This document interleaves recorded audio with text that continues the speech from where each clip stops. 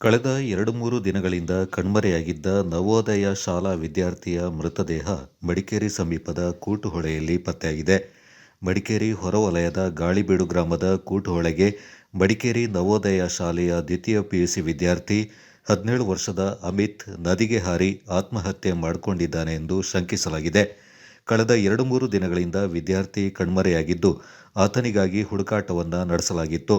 ಎಲ್ಲೂ ವಿದ್ಯಾರ್ಥಿ ಪತ್ತೆಯಾಗದ ಹಿನ್ನೆಲೆ ಕೂಟುಹೊಳೆ ನದಿಯಲ್ಲಿ ಬುಧವಾರದಿಂದ ಅಗ್ನಿಶಾಮಕ ದಳ ಹಾಗೂ ಮುಳುಗು ತಜ್ಞರು ಹುಡುಕಾಟ ನಡೆಸಿದ್ದು, ಗುರುವಾರ ಬಾಲಕನ ಮೃತದೇಹ ಪತ್ತೆಯಾಗಿದೆ. ನವೋದಯ ಶಾಲೆಯ ಸಮೀಪವೇ ವಿದ್ಯಾರ್ಥಿ ನದಿಗೆ ಹಾರಿ ಆತ್ಮಹತ್ಯೆ ಮಾಡಿಕೊಂಡಿದ್ದಾನೆ ಎನ್ನಲಾಗಿದೆ.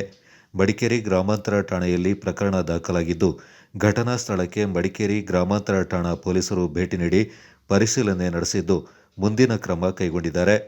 ಇನ್ನು ಮೃತ ಬಾಲಕನ ತಂದೆ ನವೋದಯ ಶಾಲೆಯಲ್ಲೇ ಉದ್ಯೋಗಿಯಾಗಿದ್ದಾರೆ.